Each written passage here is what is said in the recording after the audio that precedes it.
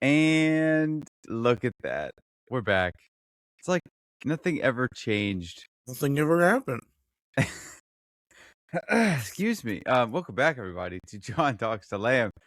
Talk to John. The actual episode this time. I recorded an impromptu. I guess I should give some context to this. This is the weekend of my grandmother's funeral. May she rest in peace. And boy, have I learned things about my family. Oh boy, that I've only really heard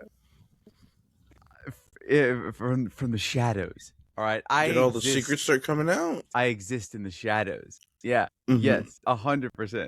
Not really secrets so much as just the drama of my family. Is I've intentionally stayed out of it because I just don't really have any interest in it.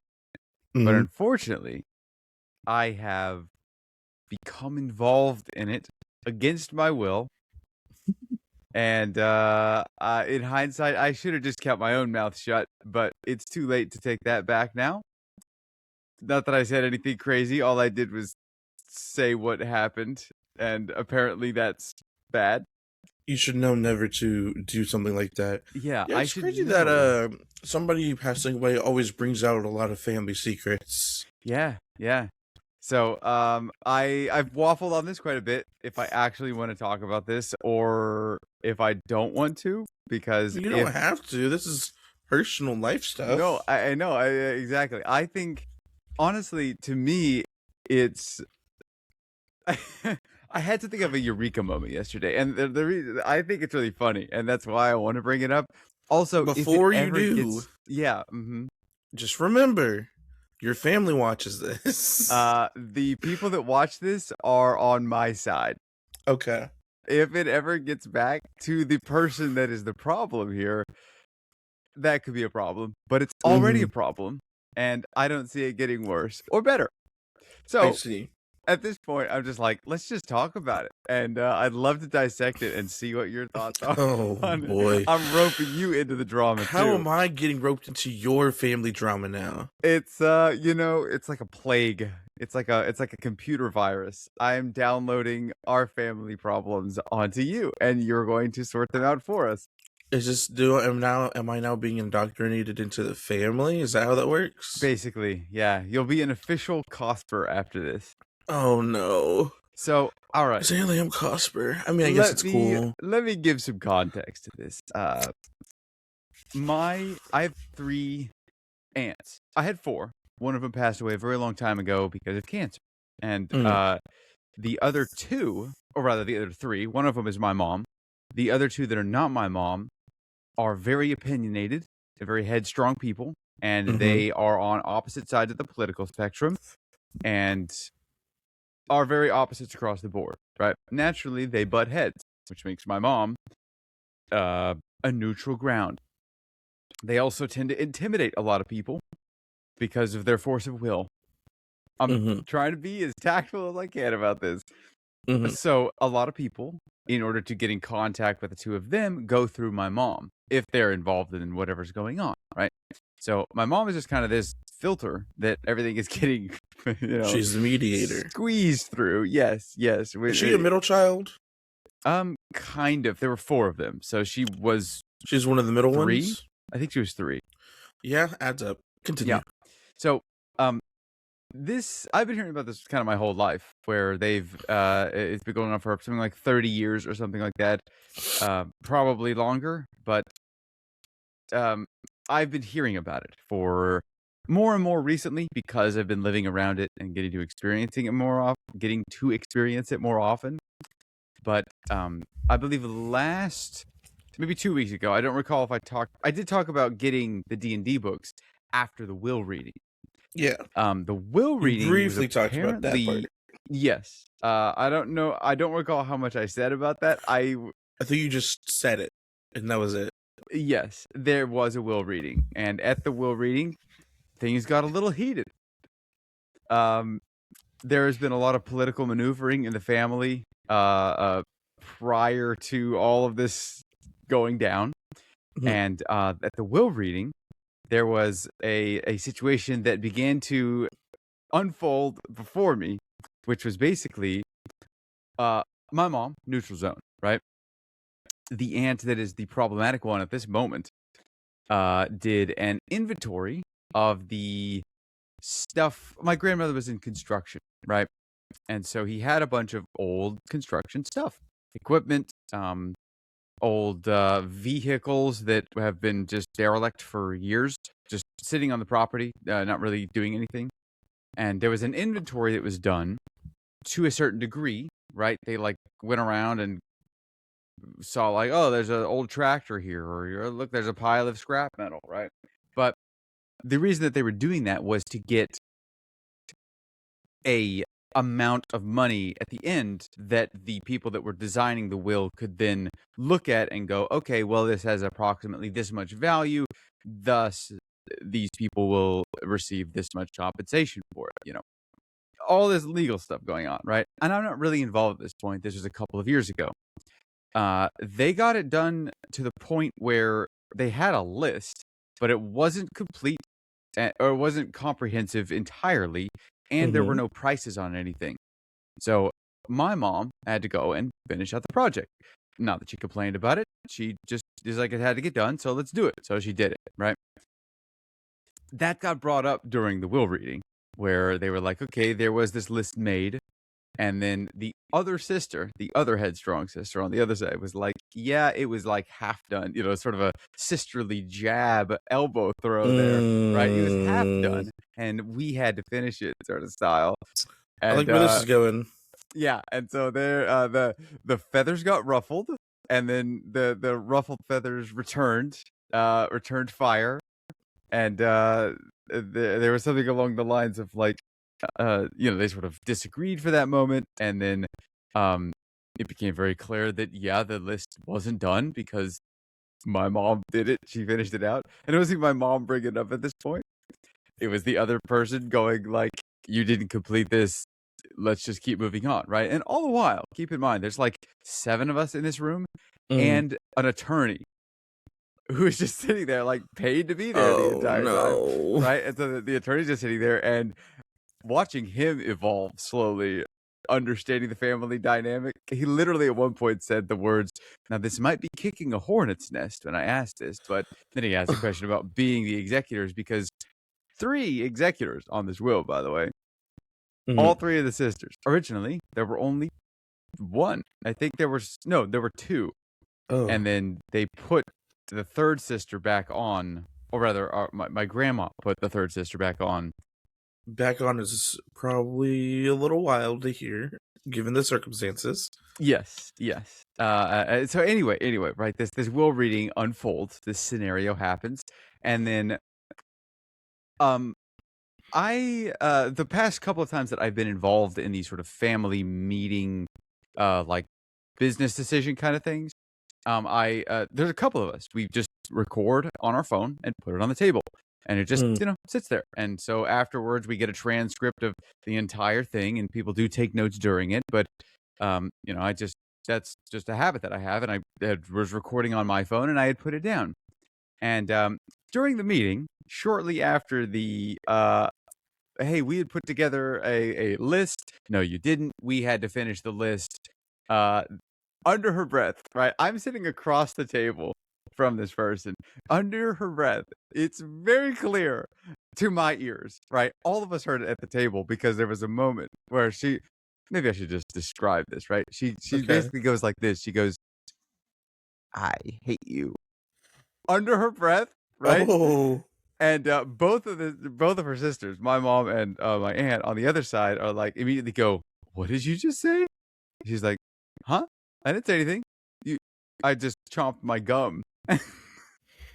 And I was sitting on the table. I went, "Don't say anything. Don't rise to whatever this is. Do not get Just keep involved, going." Jonathan. And I saw my mom go, I don't know if we like, now's not the time to talk about this, but you should watch your words." Something like that. It wasn't quite what she said, but right. The problematic aunt was like, I didn't say anything. Right, immediately like denying everything. When clearly I heard it, my mom heard it, the sister heard it. I don't know who else heard it in there, but multiple people heard it at this point. And Yikes. I looked down at my phone and I went, "That's got to be on the recording." But I specifically chose not to listen back to it because I wanted to believe her. I wanted to go, yeah, I misheard. All of us in this room misheard what Yeah. just happened because that is, I don't Kind of know, wild. unbelievably immature for a 60-something-year-old person to be doing, especially in the context of a deceased relative's will reading who happens to be their direct mother, right? Direct, yeah. Yeah, inciting incident. Although That's the inciting incident. maybe not in terms of what has happened the past couple of weeks. Yes, because they weren't really actively together prior to that. Granted, there are 30 plus years of history where they have been. I mean, they've gone like no contact with each other. Okay, And we're back again. Part 3. Right. So this isn't a sign that the universe is telling me stop talking about it. I don't know what is, but as God is my witness, I will plow through this. Okay, right. So the inciting incident of the will reading sent the sisters off to have they had to have a mental strategy meeting to go like, what do we do? This is kind of crazy. What they I believe collectively kind of decided was don't be alone in a room with the other sister because they didn't want to get verbally assaulted or whatever else might happen. That kind of thing, right? All the while, I'm having a lovely time. I'm chatting with this old lady who's been working in a bookstore. I purchased D&D books from her. It's great. It's lovely. I have a nice time. Now, I initially, right, the immediate reaction to it of the I hate you incident was denial, right? I didn't say that. I was mashing my gum. I was okay with that excuse, mainly because I didn't care. I was like, this is sister problems. This is not me problems. I'm not involved. This is above you. This is a whole generation above you. Yes, I happen to have a recording of it, but who cares? I don't care. I'm not involved. This is between them. I'm not introducing this stress into my life. Flash forward maybe 2 or 3 days, maybe a week. And I am working and overhear a conversation between my mom and the problematic sister on the phone. I don't have the context for it, for whatever they're talking about, but it was something along the lines of being diagnosed recently with some sort of autism spectrum disorder thing, right? And so I went, oh, okay. And I had heard them speaking earlier about the will reading, and so I thought context clues that was what they were talking about. And I was like, oh, okay. So she's no longer denying that she said it because there were like 4 of us recording the thing, and clearly it's on the recording. So she's sort of pivoting, right? I'm like, oh, okay. I get it. I don't like where this is going. I didn't have a problem with her lying to our face about not saying the words. So anything higher than that, I have a disorder that I just I can't help myself saying these kind of things to people. It's like, okay, sure. If you want to use that as your excuse. So in my head, okay, she pivoted away from outright denial to an excuse, an acceptable excuse to me. Either of them were acceptable to me. I didn't care. Finally, at the funeral, right? The whole thing goes off afterwards. There's something of a reception. It was a lovely funeral. I had a great time. I cried. Whatever you do at funerals, it wasn't a great time, I guess, but it was a nice funeral, right? Go through the whole thing, and we're all eating cookies at the very end. It's like lovely. I'm super full, and I go to the bathroom, and my mom comes to the bathroom at one point and goes, "Jonathan, are you in here?" And I was like, yeah. I was just like washing my hands, and I come out, and she's like, I need you to come with me, and we need to talk for a minute. And And so Oh while I was in the no. bathroom, At a uh, funeral, that's never a yeah, good thing to uh, hear. what had happened. Now this is I was not privy to, I didn't see this firsthand, right? So this is secondhand information at this point, where Mm, my mom came to me and told me, "Hey, some stuff just went down in like the sanctuary area, right? The problematic sister basically went up to the other sister, not my mom, and was saying stuff along the lines of, uh, "You shouldn't be like proselytizing about Jesus at this funeral. It, uh, uh, there are like other people of other religions here, and it's offensive to them.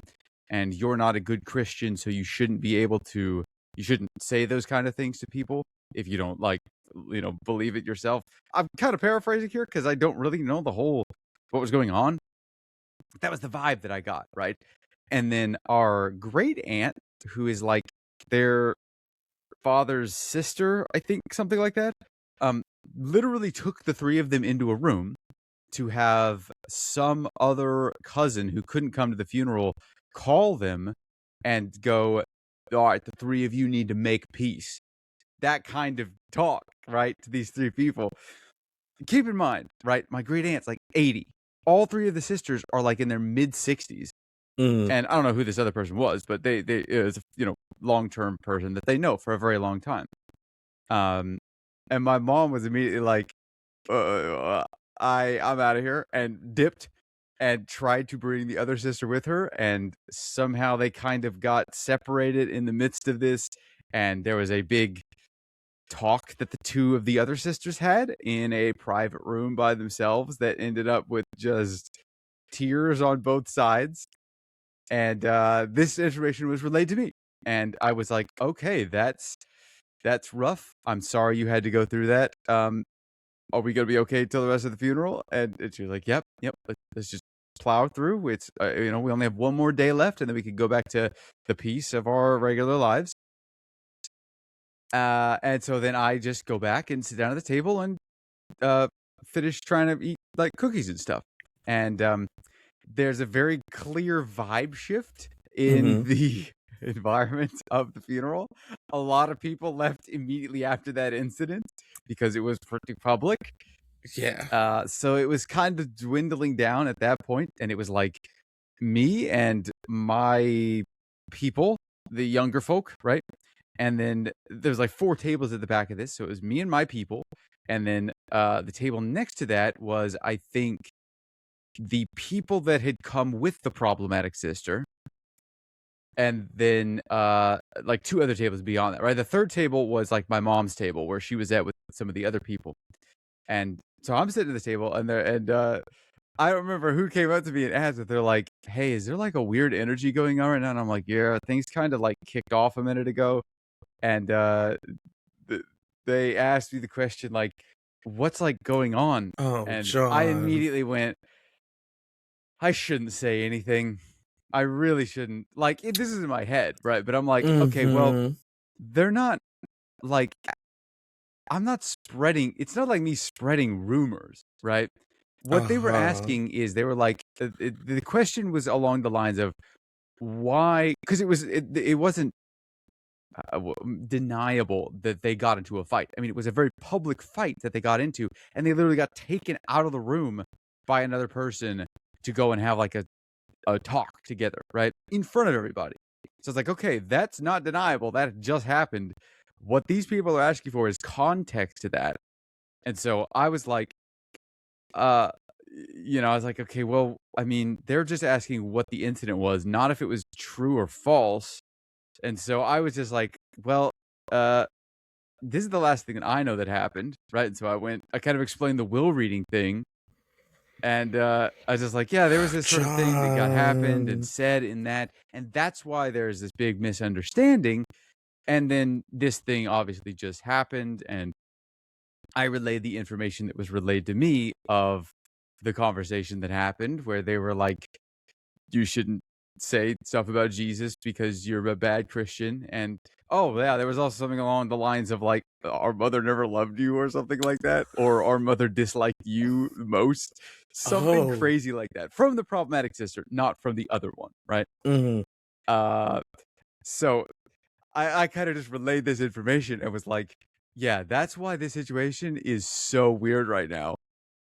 I didn't confirm or deny anything, right? I didn't go, this is crazy. This is absolutely what happened. And it's also the fact that I didn't make anything up, right? I Now to be fair, at that moment I could have been making stuff up because I hadn't listened back to the recording that I had, right? I was still operating under the impression that she hadn't said that. Mhm. I was thinking, okay, yeah, she was mashing her gum and all of us heard and we all heard that and went, and she said, I hate you. Wow, yeah, well, what a jerk, right? And so I relayed this to, I thought, in hushed enough tones that I wasn't blaring it out. But there was a group of people gathered around Oh, me, and I didn't all know who John. was in that group. So I said this right to people, and somehow through the grapevine, I don't know who it was, but I have my theories. It got back to her. And so I was like, went the rest of the time kind of thinking, oh yeah, I'm fine. Like I haven't done anything wrong. All I did was say what happened and what people were upset about to give context to the people that were like, why is everybody upset? All I did was answer why, right? I didn't put any opinion on it, I guess, right? So to the end of the funeral, everybody is kind of leaving on the way out, and I'm like making my way to the back of the sanctuary so that we can leave, take some bags out. I'm like, oh, there's the problematic aunt. I haven't said like hello to her or anything yet. She came in close to the start of the funeral, and I had a job at the start of the funeral, so I was sort of separated. So I was like looking at her and it's like, oh no, she's crying. I should like say something and be like, hey, that was a wonderful speech that you gave. And I was like, hey, are you all right? And she's like, no, no, not at all. And then was like, why did you tell those? Why did you say that stuff to those people? And I was like, what are you talking about? She's like, she started bringing up that the situation at the will reading, and at that point I was like, oh, I'm sorry, I was just telling them, I was just giving them context and all this stuff for what happened earlier today. And uh, uh in my head, right, this is still, she went from tactic denial to tactic I have autism, right? We're back to denial again. She never said it. She never said it. And she's like, I have a recording. I never said that. And I was like, yeah, I also have a recording. Like, I know, and I was like, I am very sorry for any drama that I'm causing here. I was trying to give context. I wasn't trying to spread rumors. This is like just objectively what happened. And the words that I said, you could take it the wrong way for sure. John, you know you were not the best at emotional regulation for Me? other people. I was totally fine. I'm not talking about you.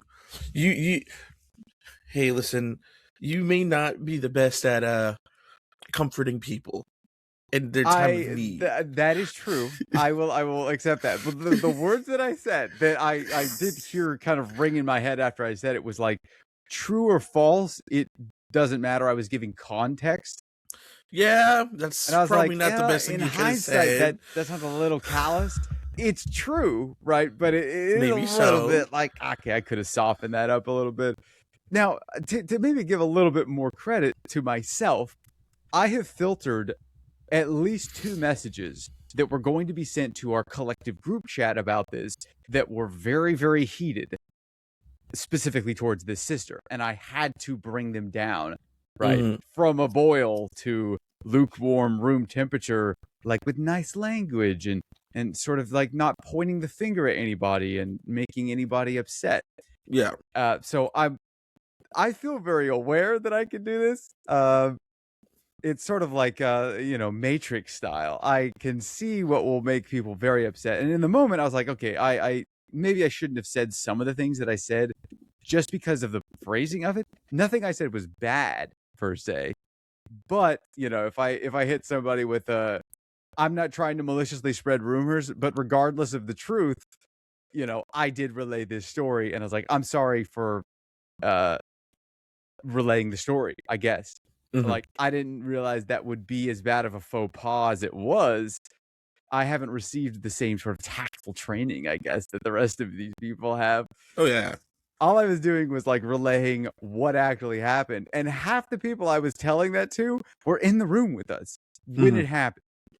And so, right, that whole happened, and she was crying and upset, and I was like, I'm very sorry for spreading rumors and stuff. If that's sort of the vibe that was picking, that I was giving off, like, I'm not meaning to create any sort of drama. I was trying to give context. And so, eventually she kind of calmed down a little bit, and my cousin came over to help, which was nice. And the unfortunate side of this is it was me and her talking, right? And then she had brought like 4 or 5 friends from her friend group over where she lives that were attending the funeral. And I immediately like looked over there because I was like, they said something about the lines of going to get like nachos afterwards, and I was like, I looked over at that group sitting over there, and I was just like, oh no. The vibe that I got from all of them was like, all of them really think I'm a terrible person right now. And I'm just gonna have to be okay with that because there's no way I can unexplain that. At this point, I'm a sunk ship for that group. Good job, And Jonathan. You let single-handedly destroyed your entire family. Yep, it was all me. Yeah. And so I let that go. Right. And but Would there this was another be line. would Mm. this be a way your form of getting canceled? It kind of feels like it. I've never actually been canceled, but I imagine it would be a similar vibe. There Mm. was just an unfortunate line because in the middle of that there was something like the problematic aunt said, um, I don't like it that it's you, my mom, and the other sister against her. And I was like, Mhm. ooh, I didn't like in the moment I couldn't deny that was happening because that was basically what had happened. But Mhm. in reality, I'm as neutral of a party as you could get outside of supporting my mom, right? I haven't taken a side. I will never take a side because I'm just going to stay. I'm just like, my mom needs an emotional support. Me right now, that's what I'm going to do. That was why I went to the will reading in the first place. And again, by this point, I hadn't listened to the recording. So yeah, I was operating under hearsay knowledge. My bad. Later that night, right? I'm exhausted because I have not slept that much the past couple of days. Family's been in town. It's been really crazy. I'd also eaten a ridiculous amount of food that day, like 9,000 calories worth of food. And Good so I lord. was feeling awful at the end of the night and lied down on my bed and took like a 2-hour nap, maybe 8 to 10, somewhere in that range, right? I had all of my dreams when I were in there was about that incident and what I could have done different and what I should do afterwards. And I woke up out of a dead sleep and went, I'm going to listen to the recording. And I pulled the recording out. Oh no. Like, I didn't want to do this so bad because I wanted to believe her. It sounds like you just wanted to be vindicated at this point. Well, weird you use that word because I Yeah. listened to that thing. I found it. I downloaded did the little AI transcript thing, found exactly where the moment was in the script, bookmarked it, and then listened to it, and very clearly heard her say under her breath in like a slight whisper, "I hate you." And then I listened to that and I went, oh, oh. Everybody in this house thought I was asleep, right? Unconscious on this bed. And they just hear me Mm. freaking out in here. My cousin comes in and I'm like, you're not going to believe this. Do you want to hear her? Do you want to hear the moment? I told you again are single-handedly destroying your family now. I showed it to her. She freaked out. I freaked out. And then I didn't even know what time it was, but I shouted literally at the top of my lungs. I shouted the word vindicated. I just went, vindicated. And then other people started coming in, and I was like, "Oh gosh, okay." My mom came in, my brother came in, and I'm like, "Okay, well, I guess I asked them if they wanted to hear the recording, and they were like, I guess so." And so I played it for them, and I was like, "It's pretty clear. unless I now granted, there are it's an old building. It was a very ancient part of the city, so there is also a possibility that It was a ghost. Yep. on the recording when. But yeah, we also all heard her say that clearly in the moment, and then I started doing some like research because I then sort of got left to my own devices for a little while they went and did stuff. So this is all happening like last night, right? In terms of when we're recording this, I sort of began catastrophizing, like, all right, well, I have undeniable evidence that she did do it.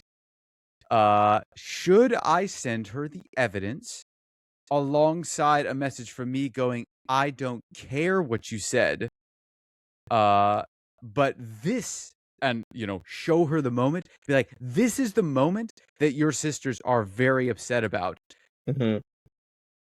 Whatever the context for this moment is, does not matter. It's this moment.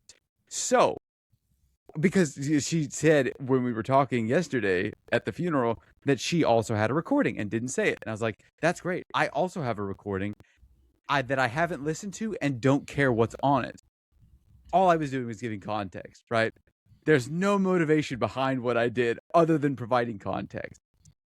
Now, that obviously is clearly a line to tread. But regardless, right?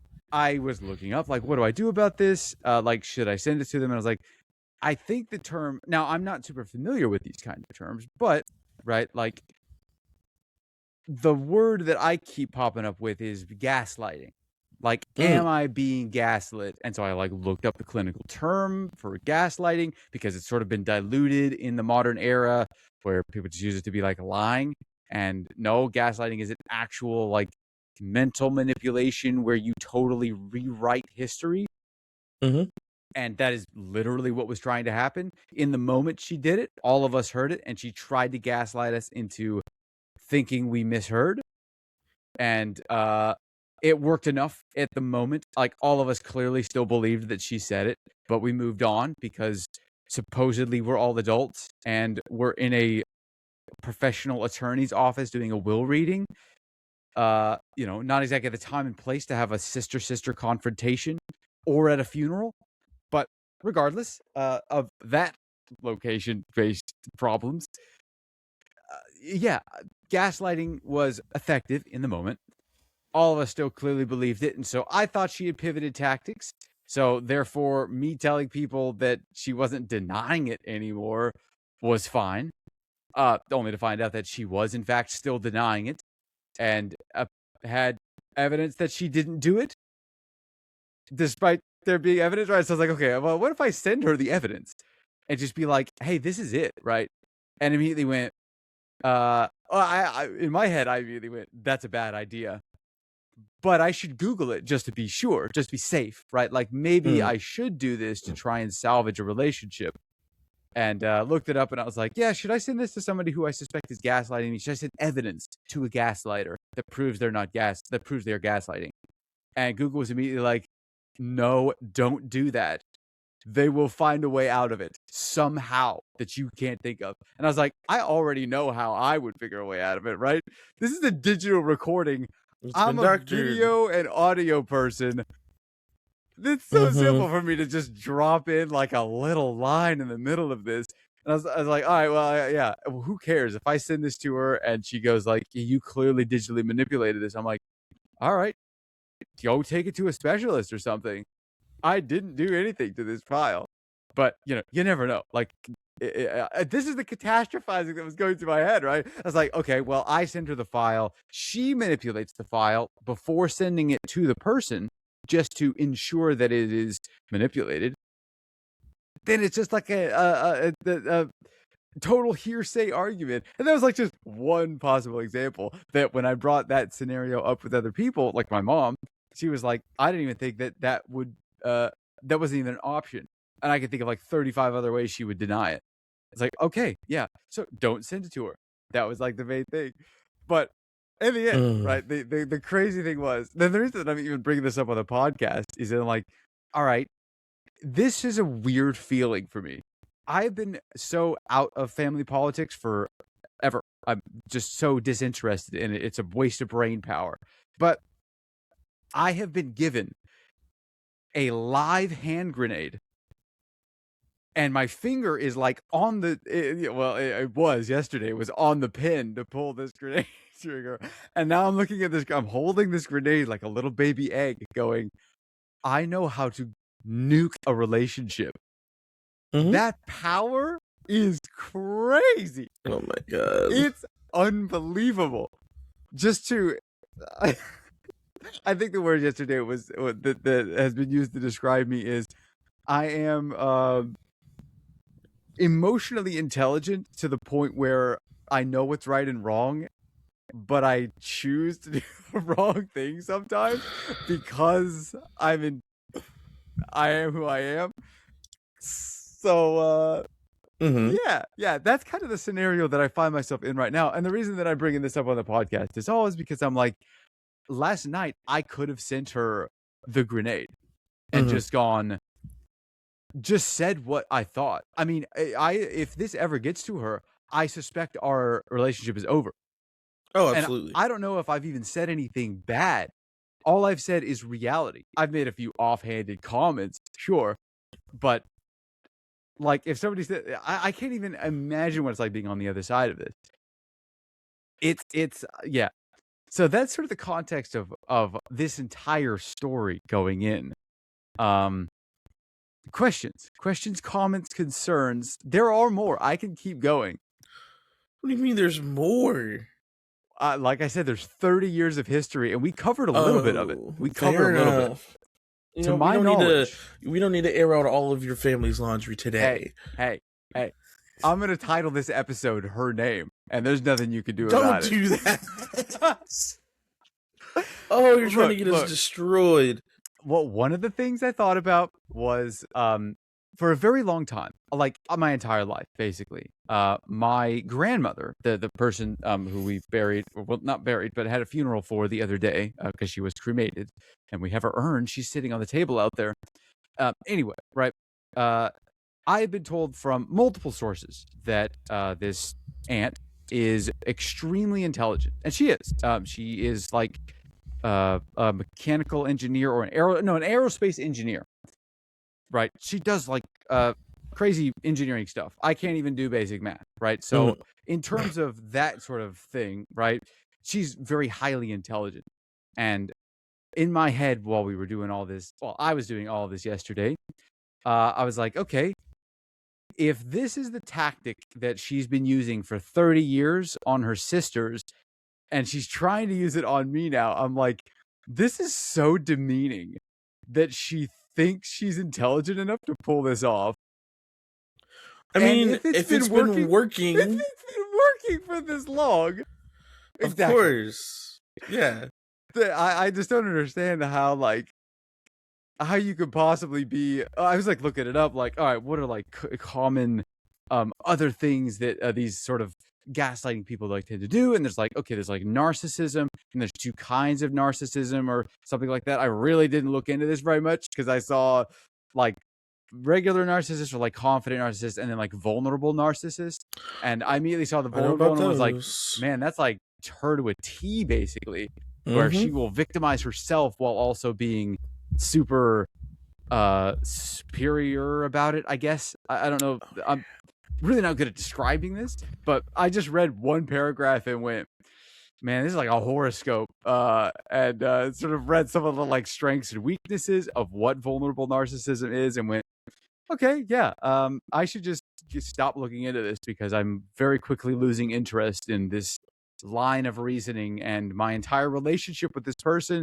Maybe I should just draft this hand grenade message and go like, here are my thoughts on the situation. It's literally what I said. It's demeaning for you to think that you could pull this off. Please don't ever talk to me again.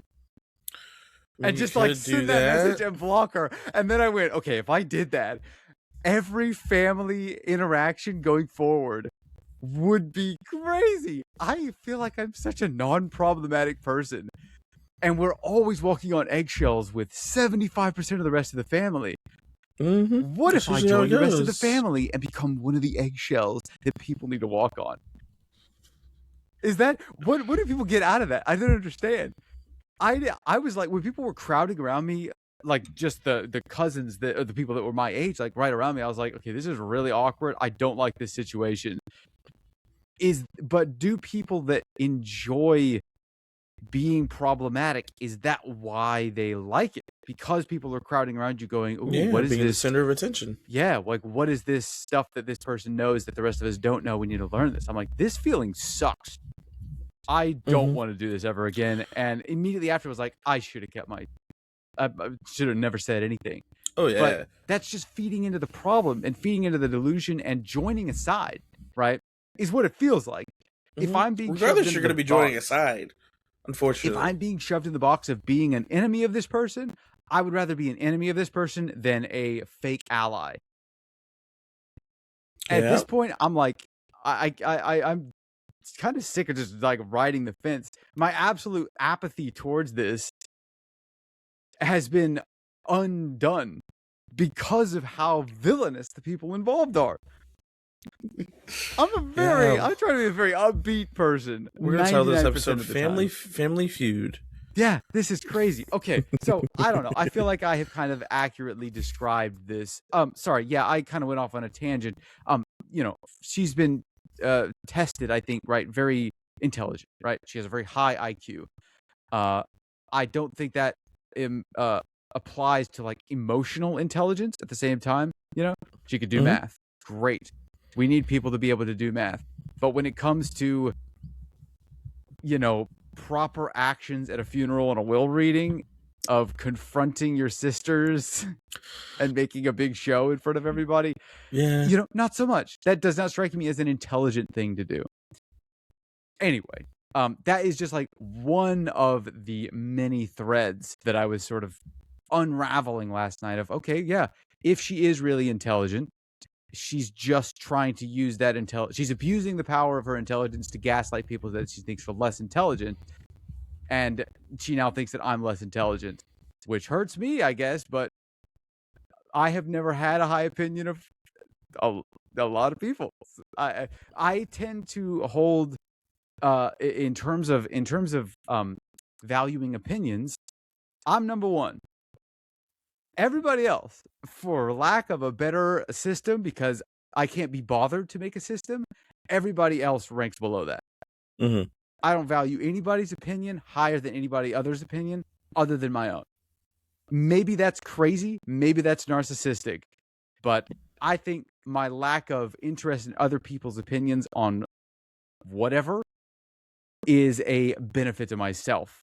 And yeah, I think that's a selfish thing to do, but who cares? I don't care. It's a superpower, really, if you think about it. Yeah. As somebody who's on the opposite side of that spectrum, I wouldn't say it's so much I value other people's opinions more than mine, but I have devalued my opinion under a lot of people. We've taken different routes. Devalued is the exact word. I devalued everyone's opinions except my own. Yeah. It's something that I'm still working to get over. I mean, that just comes with a lot of bad self-confidence and unfortunately not good established self-esteem growing up. And the whole people-pleasing thing, that doesn't help either. When you put all of your worth in other people's opinions of you, it's not fun.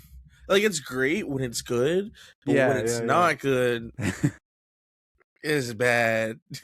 I understand that, and I mean, like, people like me, we're the people who are constantly overthinking and afraid to be out of the norm, afraid that people are always judging us whenever we go outside, versus you, where you're just like, I'm just doing my own thing. I don't really care about what people think about me. If they look at me, cool. If not, whatever.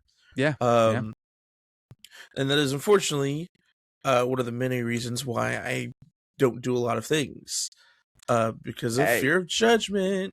Okay, well, the fear of judgment to not do things. I also don't do things. Out of fear of judgment? No, I just don't care. Yeah, like I was a little bit afraid that my car wouldn't start because I hadn't driven it in 3 weeks. If I need to get groceries, I have it delivered to the house because we have a subscription to Walmart. Right? It's like I don't need to. I have a treadmill over on the other side of the house. that if I need to do exercise, I don't need to go to the gym. I have that and some free weights, right? I work from home. I don't need to step outside my door. And as it turns out, I didn't for about 3 weeks until I had to drive my car. And I went, okay, please start. For the love of God, please start. Jeez. But yeah. So yeah, I want to know your thoughts. I think like if we have, you got to find that good balance between the two of putting your opinion over everybody else's, but also being conscious of other people's opinions. I think that's the perfect balance. Still putting your opinion at the top, being like, yeah, I know what's best for me, but still hearing out what other people might have to say and considering it at the very least. I think that's the perfect balance of the person that would be sure great. But, see, the thing is, right? Yeah, the thing is I don't disregard people's opinions. I will more than happily listen to like something that you say and take it under confidence, right? Be like, okay, yeah, like whatever the scenario is that we're in right now, I am fully willing to admit that I'm not knowledgeable about 99% of the things. You ask me about the 2 or 3 things that I'm hyper specifically interested in, I'll yap your ears off. But the other stuff, I have no idea what's going on.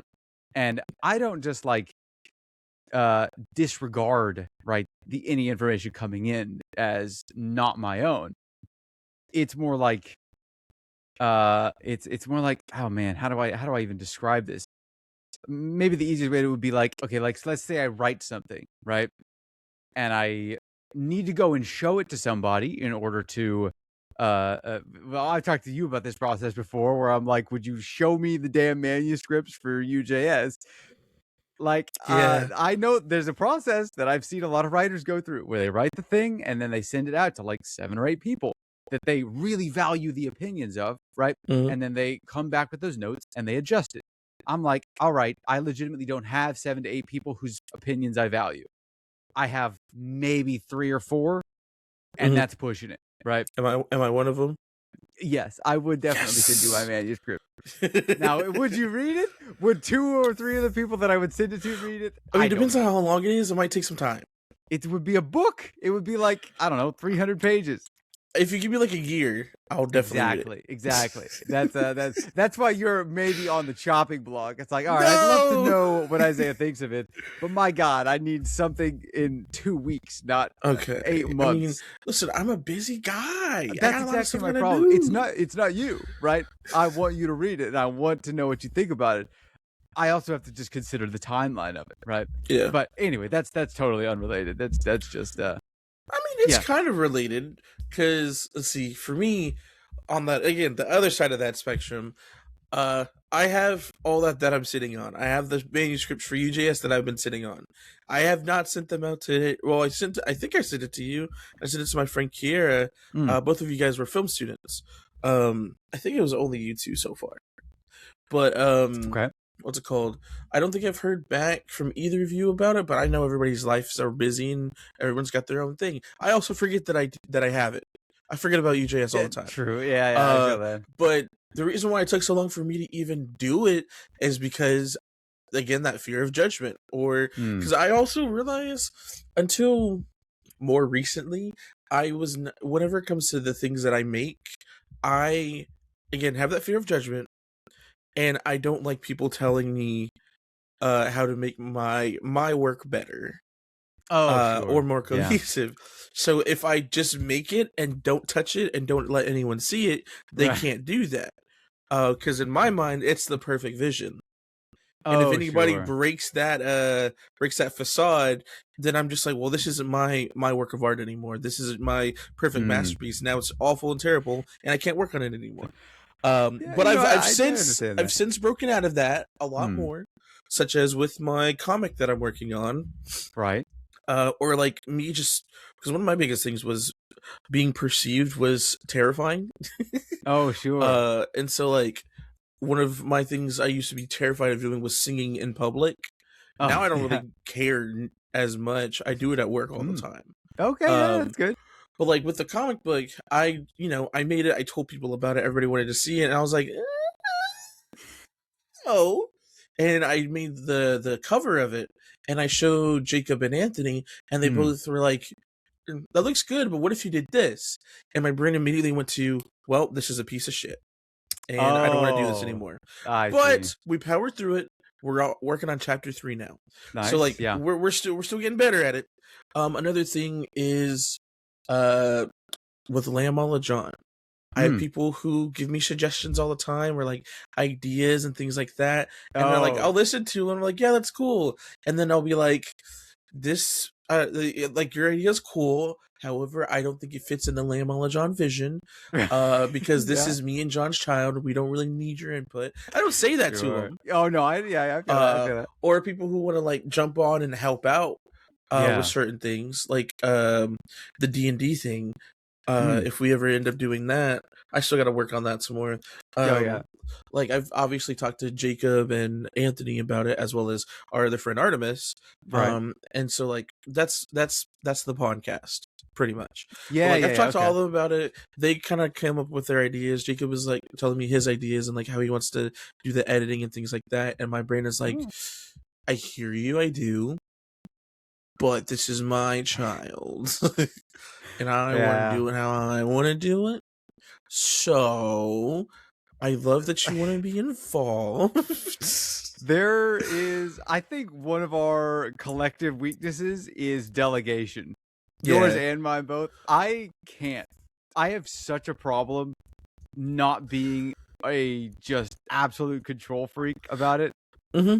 Like yesterday, after the funeral and all this stuff, we went out to dinner, and it was me, my dad, and both of my brothers and my friend, and we were all like sitting at the table together, and I swung an idea past two of my brothers because I was like, all right, I'm staring down the barrel of 30, right?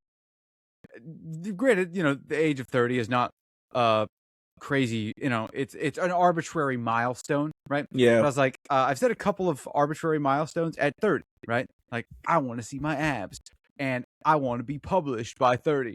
And I'm looking at this thing, and really this kind of kicked off because of the book that I got, the Minzo Baranzan box set, where I think I was describing I forget who I've told this to, but in that set there's a map with a spider web on it, and there's all of these political houses.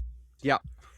That, looking at that thing and going, oh, this is basically the concept that I had in mind for like my fourth campaign. I am not anywhere near as talented as the three people that put this together, and it took them, and there were 3 of them that did this. It's going to take me forever to make this. I have to start delegating, and I have to start offloading some of this work. Otherwise, I will Tolkien out at the end of my life going, what could audio have been in the end? Yeah. Like looking at Matt Mercer's world, where he has been just doing a lot of writing, or I don't know if Brennan Lee Mulligan has done one for Dimension 20. Yeah. I don't know if there's an official one for that, but all of these like really big, like really infamous, I don't know if that's the right word, but all these really big D&D ones.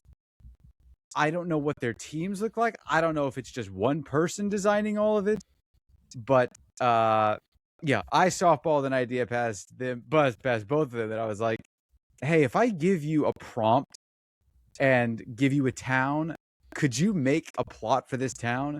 That way there's just something there that I don't have to do, so that I can focus on the bigger picture stuff. Because yeah, I love making individual characters, and I love tying them together to the plot. But when I can make one a day and I have to make 600 more, just the character side of things is going to take forever. A year, 2 years, and that's just the characters, not the plot, not the overarching world and the lore behind it. I mean, thank God I did a lot of the lore 5 years ago, but it's still constantly evolving. And so I was like, I want to give you one of these, I mean, not just a town, a nation. This is how they tie into, this is the like bullet point that I need you to tie the plot into. Can you try and get this ball rolling? And then I could come in and be like, hey, this is a great concept. Can you take it in this direction? so that, I still am able to feed into that delusion of power that I Oh yeah, seemingly am definitely. so obsessed with, right? I love everything about this. Just changes one thing, and now it's mine. Yeah. And then I publish it, but yeah, slap my name on the front of it. Like, I mean, that was one of the reasons for the longest time is I was like, I don't, not really to do with credit, but I was like, I have spent so much time on this and so much effort that if I start getting other people involved and I have to start crediting other people, I'm like, I felt like I was devaluing my own efforts earlier. And think I've shifted away from that mentality now because I'm like, it doesn't matter if it's only my name on this thing. If it never gets published because I never have the time to finish it, who am I doing this for? Yeah. Like myself, clearly, because I enjoy the process and I'm really liking writing. But at the same time, D&D is a collaborative game. And if I can release a cool source book and have people playing inside of it, it's like that would also be really, really neat to do. So, yeah, delegation. The overall point of that. It's rough. For sure. I agree 100% with that. My sister has said multiple times that she would help me with UJS, and every time I'm like, I hear you, I get that, and I would value your opinion, like everything like that.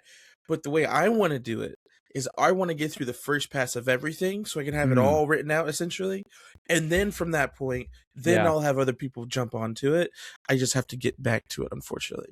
Right. Like I was thinking about it, That's and the way that I've been doing it though, because writing in script form. Movies or TV script form. I think what I need to do if I really want to get the ball rolling is just do what I have done with a lot of my other things and just write it in a novel version, and then translate like that into script version. Because then I have all my ideas already out. I'm not adding things later.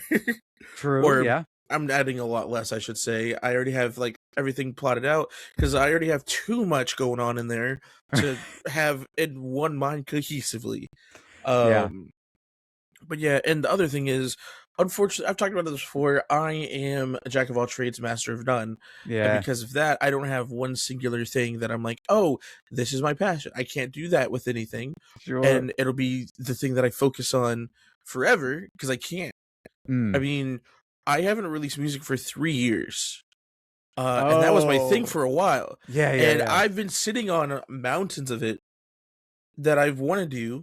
That I have ideas for. I've got ideas for the music. I've written down lyrics. Like, I have this grandiose schemes for all this music. But then whenever I get home, I don't even think about it. Or I'm like, or I try to record. And I'm like, dang, I sound disgusting. I don't want to do this no more. And I'm trying to get into that mentality of it doesn't matter if it sounds terrible, if it sounds bad, if it sounds awful. But you did it. True. And that's what you need to focus on doing is because you can't focus on getting good if you don't do it to begin with. Yeah. One of the writer people that I recently watched like a video essay that they did was they were sort of just explaining why they liked the writing process so much, and they I think they had published like 7 or 8 books, and they were like the sort of the lessons that they had learned along the way, and the very first one, because me being pre-book 1, right? They were like, just write the first one and release it, knowing that nobody's going to read it. It's like a small business, right? You open a business, you're going to be underwater for 3 years or however long it is, right? Then you start making money. This guy was like, yeah, write your first book. Nobody's going to read it. And even if they do read it, they're probably going to dislike it because it's going to be bad. Yep. But once you have that done, you have a baseline that you can't get worse than your first book. It was basically his idea, right? Actually, yeah. Like any lesson that you learned on that thing, like even how to type on the keyboard, that's going to be an improvement, right? Like, oh, my W key doesn't work. Sorry, that's a personal problem. My W keys stick on every computer. I don't know why. They play too many games. I guess so. Yeah, that's just the one. I hold that button the most. If you just learned that one lesson, everything gets easier from there, and you learn way more than that, like, for Oh, sure. 100%. I mean, Yeah. with my comic book, that's how it's been too. Because Mhm. like when I first started it, it's awful. Like Yeah. it's not the worst thing I've ever done, but it's like, dang, this is so crudely done, Mm. and like I was still learning how to even use the program that I was using, and Oh, yeah. like I would have these ideas, but I wouldn't like, or I would like think about these ideas. I'm like, how do I do that? I don't know. And I would go look it up and be like, this is too much work. And then I wouldn't do it.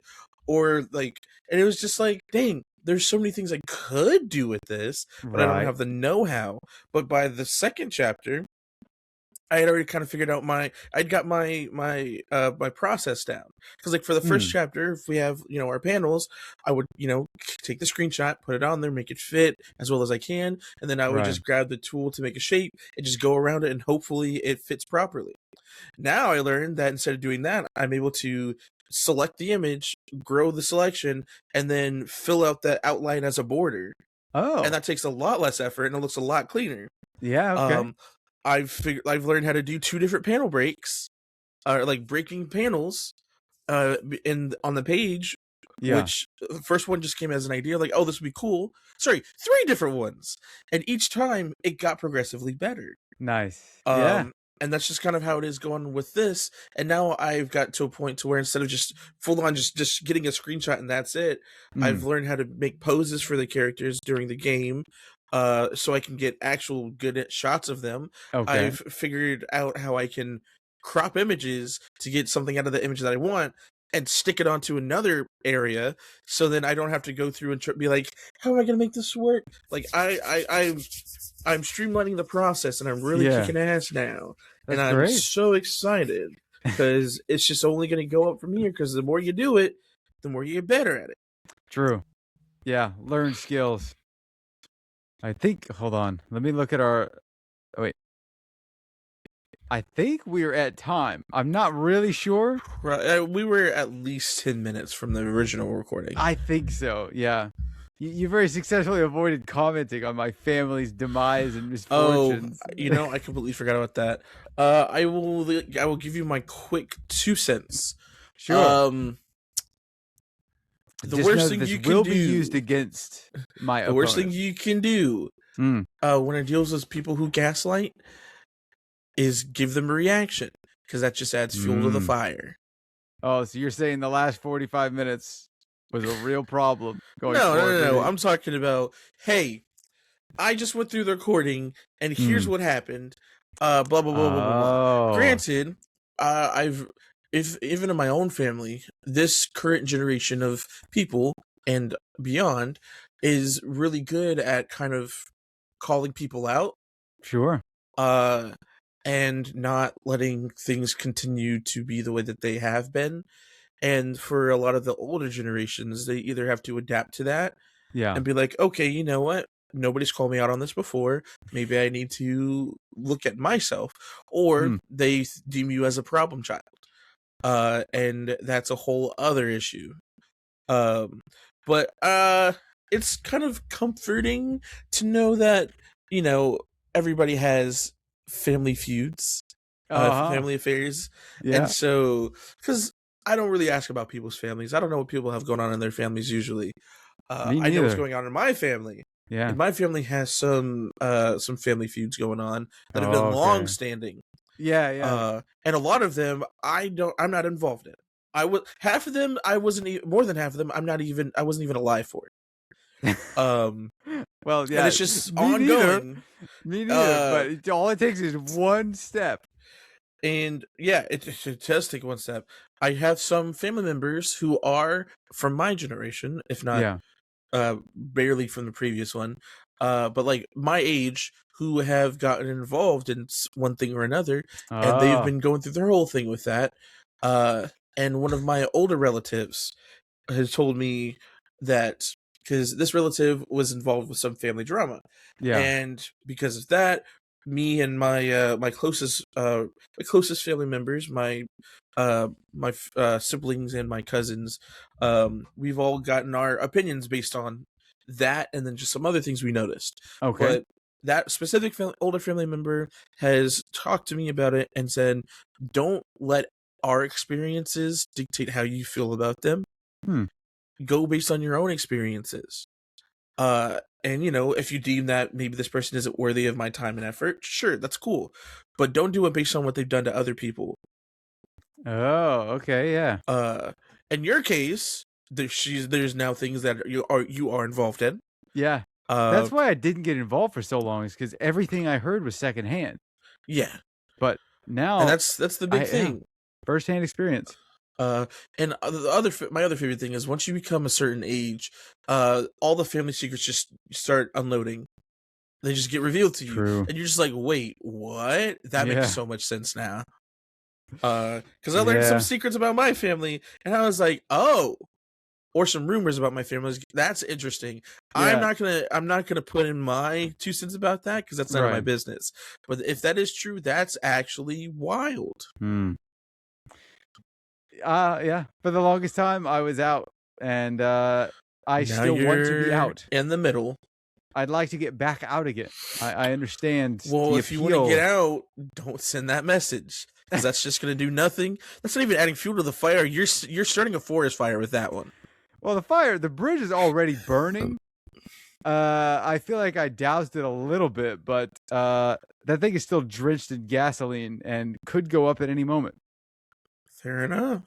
So yeah, if you do decide to do it, more power to you, of course.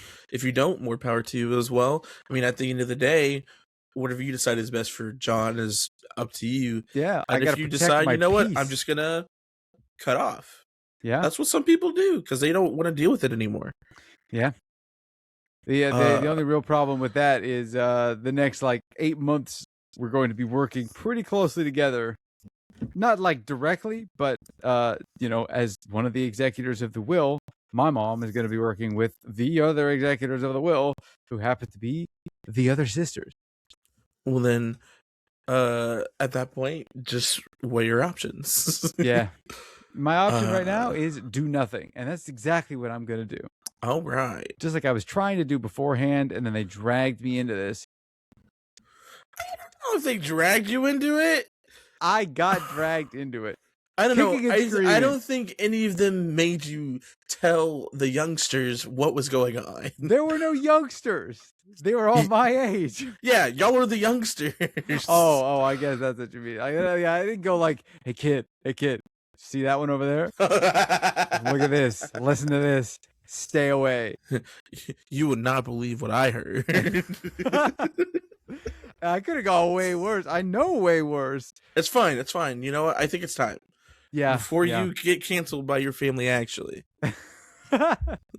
Yeah, just let me know. The Vault of Secrets is open for business, baby. We'll just have a day where it'll be a special episode that you can access on our Patreon, where we air out all of our family's laundry. Ooh, interesting idea. Yeah, we have to get a Patreon first. Yeah. Well, we even put on the behind Patreon. A couple paywalls. We'll come back to it. Yeah, that way I'll at least get some money out of burning most of my family away. Yeah. But you'll be successful for it. Hopefully so. Yeah. Yeah. So it's fine. Great. All right. Well, I think it's time, everybody. Probably. I hope you learned something from my misfortune. Yeah. It's great. It's gonna be lovely, and I'll do my best not to keep you updated because things can't get worse. I don't know about that, but yeah, you're right. Bye. Bye.